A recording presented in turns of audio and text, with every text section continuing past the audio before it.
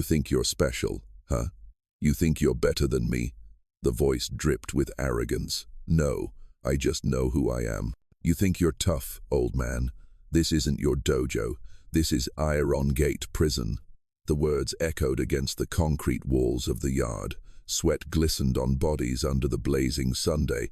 Men, hardened, tattooed, dangerous, watched from the edges, smirking, waiting. In the center stood a man in his late 40s, lean, quiet, unflinching. His hands were calloused but steady, his eyes distant, almost sorrowful. His name was Kai Lin. The bully, a giant of a man named Brutus, circled him with a cruel grin. Brutus was a legend inside these walls, a man who broke spirits before he broke bones. He thrived on fear, on seeing men crumble beneath humiliation. And today he had chosen the new arrival as his entertainment. "Don't look away from me," Brutus hissed, shoving Kai hard in the chest. "You're going to learn how this place works." Kai stumbled back a step, not from weakness, but restraint. His head lowered slightly, not in submission, but in control. Around them, laughter erupted. Metal clanked from distant work crews. The smell of sweat, rust, and old concrete filled the air. Yet in that noise, Kai's silence grew heavier than sound itself. The guards didn't intervene. They never did. Not when it was Brutus.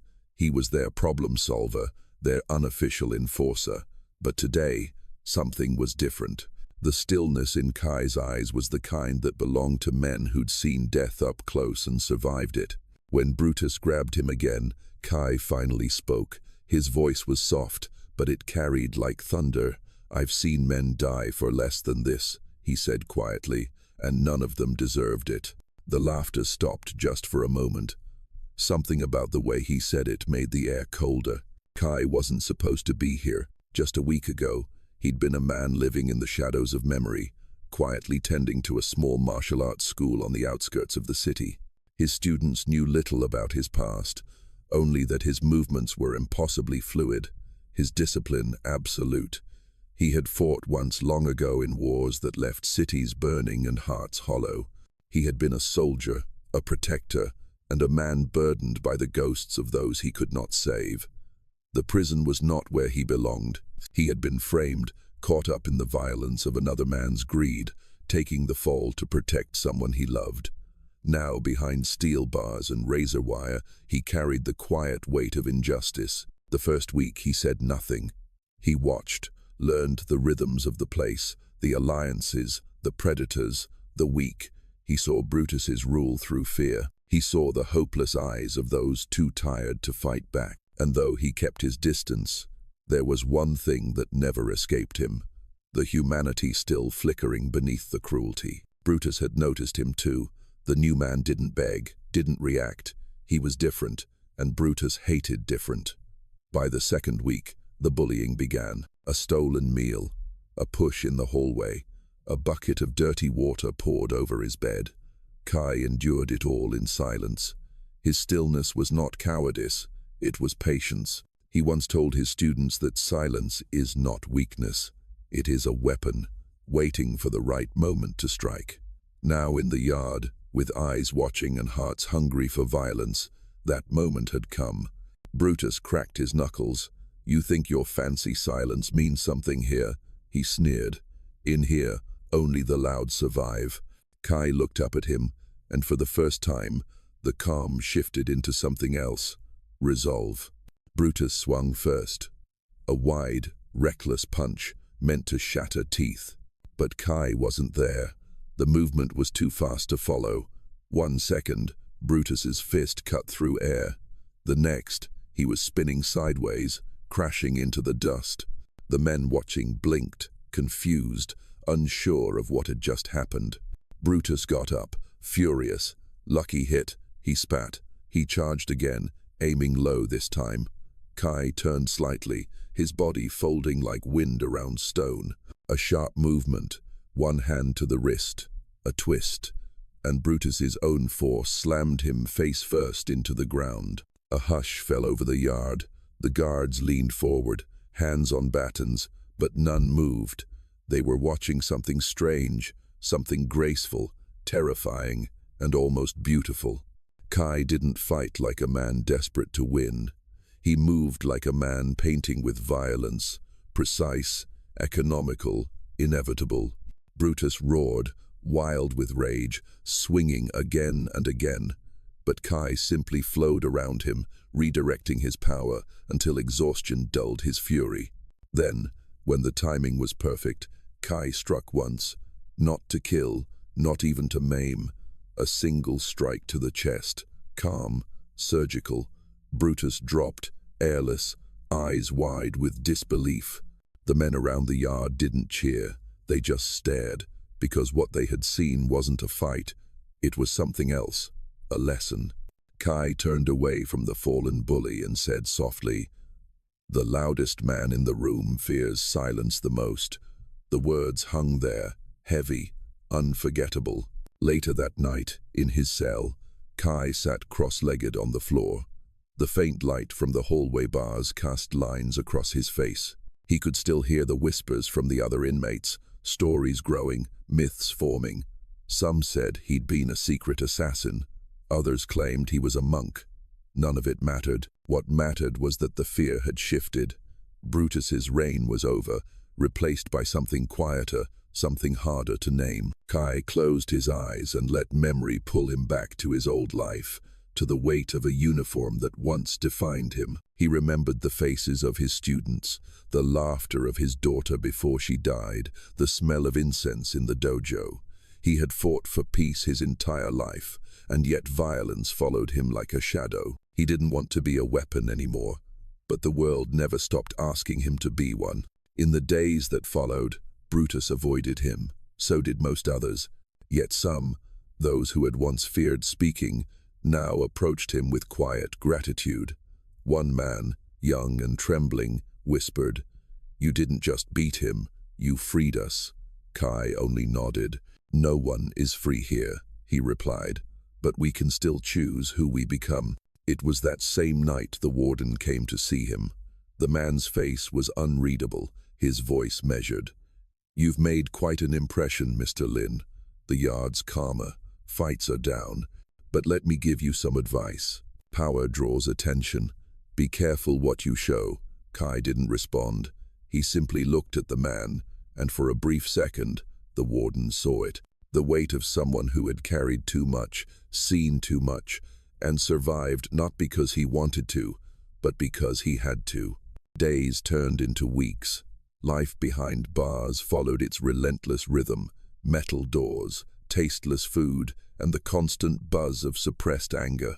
But inside, something had changed. The men had started to train in secret corners of the yard, stretching, learning to breathe, to move like him. Discipline had replaced despair. Fear had found its opposite, respect. Brutus, humiliated and broken, spent his days stewing in silence. But humiliation breeds hatred, and hatred always finds a way to grow. Late one night, he gathered others, those who still lived off chaos. They planned to make Kai pay, to remind everyone that in Iron Gate, peace never lasts. It happened during laundry duty. The machines hummed, steam filled the air, and the metallic smell of bleach stung the nose. Kai stood quietly, folding sheets with calm precision. He sensed them before they came. The shift in air, the whisper of shoes, the sudden silence that precedes violence. 5 men, makeshift blades, hatred sharpened by fear. Kai didn't flinch. The first lunged fast, desperate. Kai sidestepped, grabbed his arm, and used his momentum to send him crashing into the table. Another came from behind. Kai turned, his elbow striking upward, shattering the man's jaw.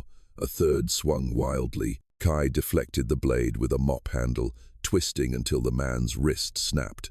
Every motion was deliberate, born not from rage, but from survival, an art of ending violence without feeding it. Brutus watched, frozen. He had thought numbers would win, but what he saw instead was mastery that defied understanding. Kai moved like water, formless, unstoppable, merciful. When it was over, the men lay groaning on the floor. Kai stood above them, breathing evenly. His gaze found Brutus again, and this time it wasn't anger he saw, it was fear. The kind of fear that comes when a man finally understands he's been living a lie. Strength is not in how hard you hit, Kai said quietly, but in how much you protect. The guards burst in seconds later, shouting, confused. They took everyone away, but not Kai. The warden came again, this time, not as an authority, but as a man humbled. "Who are you, Mr. Lin?" he asked. Kai didn't answer. He looked through the bars, eyes distant, just someone who stopped running from who he was.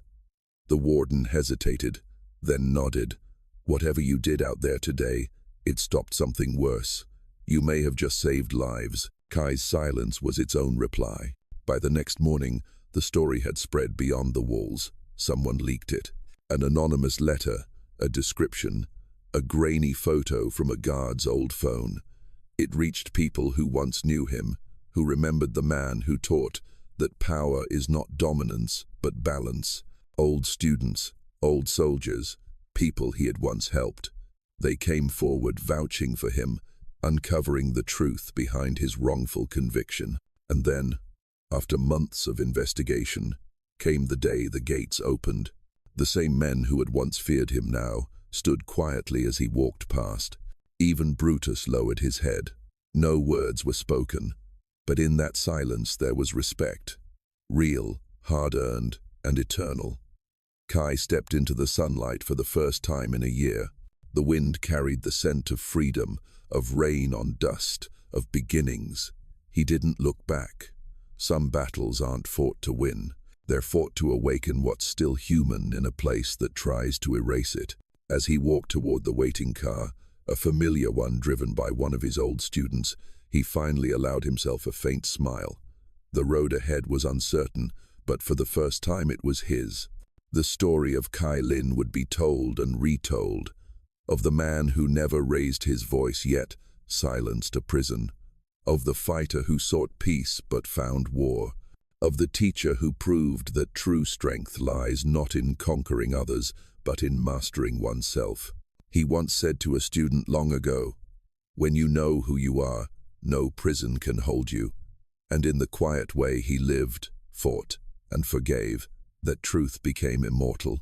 So to everyone hearing his story now, let it remind you, respect is not demanded, it is earned in silence.